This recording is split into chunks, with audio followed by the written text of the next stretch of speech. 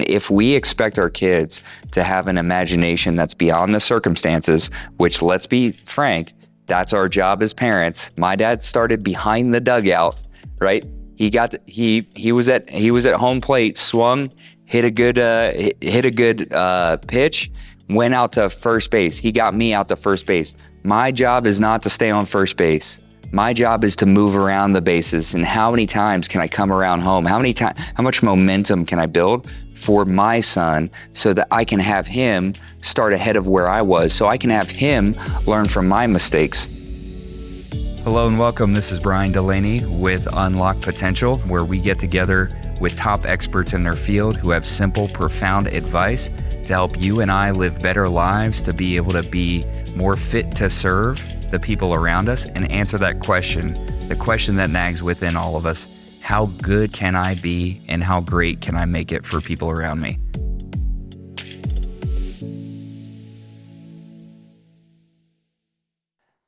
Welcome back to Unlock Potential with Brian Delaney.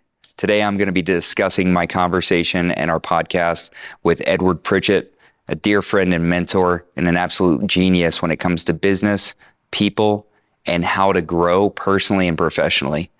Join us as we unpack the nuggets from this podcast, the applications and the mindsets that you can take and apply today. Thing is, we are what? The books we read and the people we associate with. And when I was growing up, the people that I associated with the most was my family. And my parents chose to speak positive words, positive affirmations, let us know like there is greater possibility than anything that you see in this current moment, right? Because we were solidly middle class. Like we weren't, poor. We weren't, the wealthy kids like, oh yeah, I just got back from Cannes with my dad, like all that kind of stuff. But it was a good, solid middle America upbringing. And the thing that really, the bug that got into me of those things that my parents taught us over and over again was that we deserved whatever we could dream of. What a great message from parents. We deserve whatever we can dream of. And I love how Edward talked about having the Robb Report and Condé Nast and all these magazines around the house in order to build the imagination. And I think it's so easy for us to throw the imagination away and just like a cereal say that stuff's for kids, But I think it's something that we know how to do when we're born and we forget to do when we're older because we're inundated with to-do lists and how projects are more important than people. And it's a big mistake because we lose a level of emotional energy that is really inspiring and incredibly generative and creative in this world. So as adults, as entrepreneurs, as just people, as human beings, as parents, we need to get our imagination firing again. And for a lot of us, maybe our vision has passed its energy expiration date, and we need to renew that. Because if we're just surrounded by the things that are, what are we doing to build our imagination, our desire to set goals for how things can be? Are we just going on Facebook and we're just comparing our life, our behind the scenes to somebody else's show? Are we getting into the comparison trap? Are we comparing something that is real, like our life, to something that's not real, like maybe some fake backgrounds or a rented car, rented jet? We're like, I'd love to own that car one day. So would the person on Facebook, so would that marketer. They don't own that car. They rented it. They didn't even rent it for a day. They rented it by the hour for 4 hours to do the photo shoot, right? That was a photo shoot, not real life. And so I think grabbing onto the tools that help us to fire the imagination again is so vital. And if we expect our kids to have an imagination that's beyond the circumstances, which, let's be frank, that's our job as parents. My job as a parent is not for me to start. My dad started behind the dugout, right? He was at home plate, swung, hit a good pitch, went out to first base. He got me out to first base. My job is not to stay on first base. That's not my job. My job is to move around the bases. And how many times can I come around home? How much momentum can I build for my son so that I can have him start ahead of where I was, so I can have him learn from my mistakes? The idea is generationally we get better. I don't know that that's what we see when we look around most of the time. I think there's a lack of intention around generational wealth, especially when it comes to knowledge, especially when it comes to the wisdom that we need. And there's so much wisdom in what Edward's mom and dad did for him. And I'm thankful to know and have gotten to have a lot of conversations with Edward's dad as well. And there's this sense of we can do anything, we can be anything, as long as we start to believe it and think about it. If we can see it in our mind and we can feel it in our heart, then we can absolutely hold it in our hand. And so what's important to you? Because here's one thing I do know is you will never have enough money to buy all the things you don't want, right? So let's get specific. I want a nicer car. Okay, specifically what kind of car? How much is it going to cost you? And what are the problems that you have to solve in between where you are and where you need to be in order to be the type of person who drives that car? Don't focus on having that car come into your world. Focus on what kind of person drives that kind of car. What do they do? Make sure they're the type of person who you want to be. There was a long time in my career that in order to be successful, I thought I was either going to have the success or be the type of person who I respected. I thought it was one or the other, because a lot of the examples of success that were shown, especially through the media, if there's somebody who's very rich, they did it at the expense of these other people. It's a zero-sum game. It's terrible. That's not the case. The most successful people I know, who are also the happiest, extremely generous, extremely value-based, they're willing to admit that they were wrong. Imagine that. They apologize. They walk around with a confidence, but not the confidence of being perfect, the confidence of being real, knowing they can make up for their mistakes, knowing they can heal relationships, knowing that they have the authority to speak from an intentional and vulnerable way that really gets into people's hearts, that enables them to have influence in the circles and with the people around them. So I think it's so important. The imagination is an incredible tool. In fact, as Elon Musk said, he was asked why he reads science fiction books, why he doesn't just spend all his time reading self-development books. And he said, I read two types of books. One type is I read biographies, because I want to learn about the people who I respect the most. I want to learn about the leaders in the past, who they are, where they came from, what they did, how they thought, who they surrounded themselves with. The second type of book he said he reads is science fiction. And when they asked him, why do you read science fiction books? Number one, it's because he wanted to go to Mars, but he gives a lot more of an elaborate answer than that. He said, I know that the well-developed imagination is the conduit from the present we have to the future we want. And that's what we have to start developing in our children. Not how they can behave to be acceptable, but how they can dream to be great. Check out the official Unlock Potential store, where inspiration meets style. Explore our exclusive collection of gear inspired by the transformational messages straight from our Unlock Potential podcast. From trendy apparel that embraces the power of positivity to accessories that fuel your motivation, we've got something for every go-getter. Spread the messages of empowerment, energy, and motivation that you get from the Unlock Potential podcast by grabbing your gear today. Like, there is a emotion, and then there's how I'm going to feel about it. Right? Oh, so good. I mean, and we've all heard this before, but like, it's worth repeating. I don't think we've all heard this before. You and I have heard this before because we just read the same book that I read after you. Right. But break that down. This is so important. So like, an emotion is going to have, you can't control your emotions. Mm-hmm. Like you may call me emotionally stable. I would say I'm feeling stable. Feeling stable. Yeah. Right? Yeah. Like Yeah. my emotions happen. I get angry. I get hot. I get sad. I get depressed. I get elated. Yeah. I get excited. I get happy. I get all those things. They all happen to me throughout the day. Right? Some of those are very positive and I want to nurture them and continue to feel it. Yeah. The feeling is the choices that I make after I have the emotion of what I'm going to do with that emotion. Right. And so like when the negative emotion happens, right, when anger hits me, how am I going to feel about it tomorrow? Mm-hmm. And am I still angry because I got cut off? Right. Like there are people who will tell you the same story about getting cut off 3 weeks ago. Actually longer than that. Right. Like everybody has that epic, there's this one time back in 67 when, like they're still feeling this emotion that they had, that it was a fleet second emotion. Yep. I'm angry that person just did that. All right. So now how are you going to feel about it and what are you going to do with those feelings moving forward? Mm-hmm. Is that going to color the rest of your entire day? Are you going to take that same anger to your wife and wonder why she's pissed off back at you because you came in there treating her like the guy who cut you off? Yeah. Right. Because you're still feeling it. Yeah.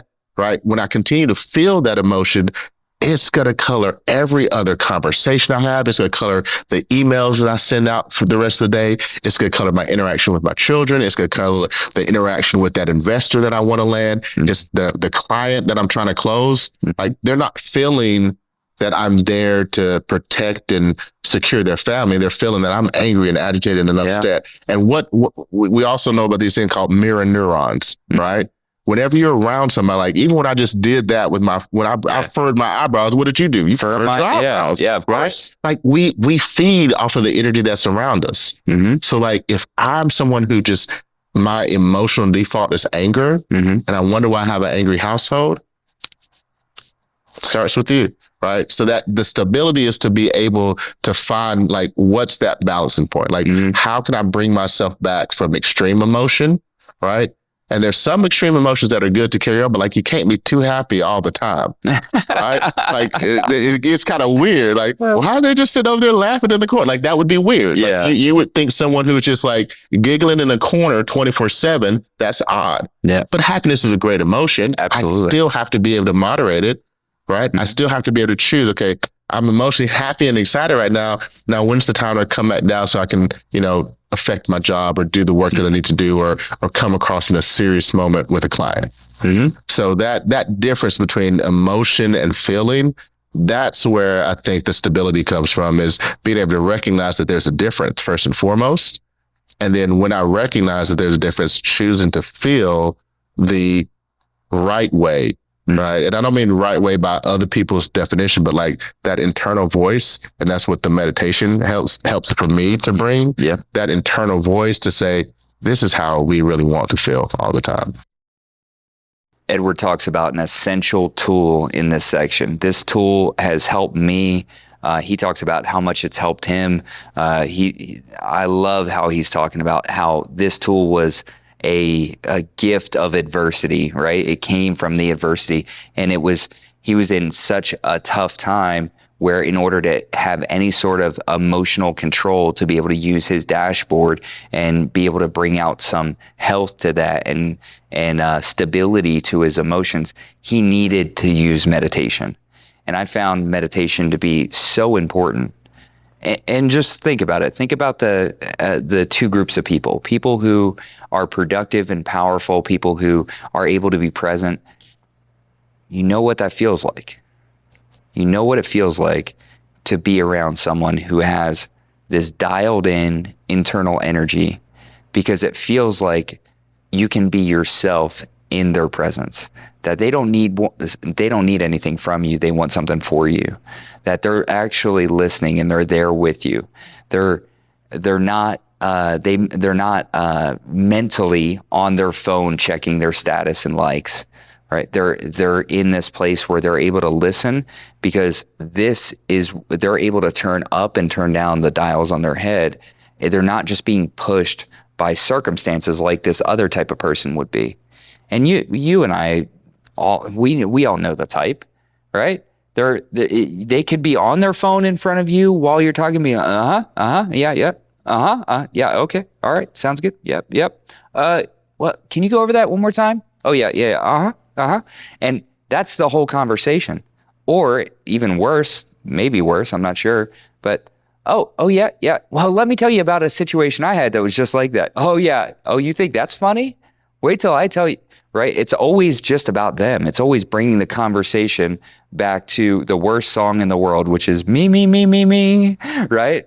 None of us want to hear that, and that doesn't help us to grow better. We sure share experiences, do all that, but let's not talk about ourselves in order to impress someone else. Let's talk about ourselves to connect with someone else, to show relation to someone else. Let's not talk about other people to drag their ass through the mud and to just beat them up or hurt them. Let's talk about other people in a way that's edifying, right? In a way that you're talking about people's strengths. Because let's say I'm with somebody and I'm talking bad about somebody, I've just ruined the relationship to whoever I'm talking to, because that person has just learned something about me, that I'm willing to talk shit behind somebody's back. And that's a big problem. It doesn't matter if as a salesperson, as a business person, never talk negatively about your competitors. Never. Because what comes out of your mouth reflects on you, not on who you're talking about. You talk about, well, that person is such a liar. You know what you just did? You just lied. You just lied. They're not such a liar. They may have told a lie, but that doesn't encapsulate the whole of who that person is. But you know what the person who just heard you say that thinks? Oh, you are too, right? How does it feel to be a hypocrite? And so we have to be conscientious about being the type of person who actually listens, who has good motives, and who doesn't just allow the circumstances of the day, the flavor of the day, to push them around. And if we don't have our mindset dialed in, that's exactly what's going to happen. You're going to be a victim of chance and circumstance. You have your value, you have your meditation dialed in, you have your thought processes dialed in, your life is going to be built, and you're going to be able to take action based on your vision and values rather than those chances and circumstances. How do you think your life is going to be built? If you think your life is best built by somebody else, leave it up to chance and circumstance. But if you think that you have the most interest in your life and that your vision and values are the best to run your life, we've got to start with meditation. And there's some really simple tools. A lot of people think of like old religious traditions, and I think there's so much value in religious traditions and how they talk about meditation. But for me, I was just looking for an easy way in because I'm the type of person who has a hard time sitting still anyway. So let alone like coming up with my own meditation routine where I'm trying to think about nothing, and then I just think about the number 0 over and over again, right? So I need an app, one app that really helped me out was Headspace. Headspace was a great free app for me that took me through a guided meditation every day. And what I realized between writing and meditation, these two tools helped me to start organizing my thoughts. Because otherwise they were stuck up in here. And I need to get the thoughts out of here and into the world. And otherwise what happens is this river of consciousness gets dammed up and it becomes a reservoir that's stagnant over time. And by the time it does spill out, I'm saying things I don't really mean. I'm doing things that don't fall within my values. And it's just because it was stuck in me. If something is in you, learn how to organize your thoughts. Learn how to be clear about your vision and values through meditation and through writing. And what you'll find is a whole new level of emotional regulation, a whole new level of presence, and a whole new level of fulfillment and joy, because you're able to control what you think about when you think about it. And you're able to even bring yourself back from the brink of stress when it gets in you, right? If you know how to do that, it's not that stress doesn't affect you. It's just you have a few more tools for dealing with it now. Now you can meditate. Now you can write. There's another book that has, I think it's right around page 100. It's a book called High Performance Habits that I've been reading. And the author, Brendon Burchard, talks about his release technique of meditation. And it is so powerful. He says, just take 1 to 2 minutes, close your eyes, take the first minute and just say the word release over and over again. And as you're doing that, command your face to relax. And if you don't know how to relax your face, just start with your forehead. Put your tongue on the roof of your mouth, loosen your jaw, loosen your neck, loosen your shoulders, loosen your arms, loosen your hands, all the way down. And you don't have to completely relax. Just let some of that stress go. It wasn't yours in the first place. You don't own that stress. You were just renting it. Now it's time to give it back, right? And get into this state of feeling what it's like to not only be able to put stress on yourself, because stress is helpful and beneficial, but also to learn how to de-stress yourself, how to take that stress off. Because as you learn how to do that for yourself, to put that stress on, that productive stress on people, and also be able to take the unproductive stress off other people, that makes you highly influential, right? It makes you highly influential because a lot of people don't know how to do that for themselves, let alone other people, teams, organizations, employees, customers. Really, really helpful understanding in sales. But it all starts with you. So the second step to that Brendon Burchard talks about is he talks about release tension and then set intention. Okay. So in the next moment, we want to start to release some of that tension, get into a more relaxed state, because that's where we're going to be more open. And then now set the intention. Okay, I have this thing to do. How do I want to do it? What do I want mine and other people's experiences to be in this, right? How can I show up with excellence in this next hour?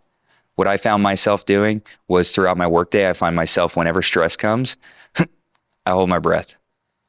And that's what most of people do, because stress comes, we hold our breath, we get tense, and guess what that does? It creates more anxiety in us, releases stress hormone, right? It gets adrenaline rolling. What that's going to do is it may usually on an unstressful day take you 8 hours to lose energy. In a hyper stressful situation, you can zap your energy in 5 minutes. So do you know how to release tension and set intention? For me, taking a break after each task, releasing tension, setting intention, and just taking that focus time to breathe for 1 to 2 minutes between tasks, that allows me to walk in fresh, be present, be interested rather than interesting, and allows me to be creative and generous in a spot that otherwise I might just have to see, how can I get what I need from the circumstance? And I think the world has hit its quota of people who are working with the intention of, how can I get what I need in the circumstance? We have to be more like that Greek proverb that says, societies grow great when old men plant trees that they'll never sit in the shade of. We have to say, how can my actions today create more wealth, generosity, abundance in this world? How can my words today be affirming, create more belief, create more confidence in other people? And how can my presence today bring about peace, bring about strength, and bring about engagement? I think those are the questions we ask. But without tools like meditation and writing, Edward's exactly right.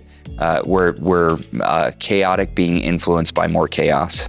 And that's just not going to be good for any of us. So I hope you take those tools, hope you apply those. And there's really simple first steps to do it. So that's something you can stop this, press pause, and do right now. Follow those instructions that I borrowed from Brendon Burchard. Thanks again for joining us for this conversation. Head right over to our Patreon for exclusive content, including more from our conversation today. Thank you all for joining our conversations. We're developing this platform for simple, profound tools and techniques that can help you get the best out of your life and, more importantly, unlock potential. You can find me across all social platforms at The Brian Delaney, and online, come visit us at thebriandelaney.com.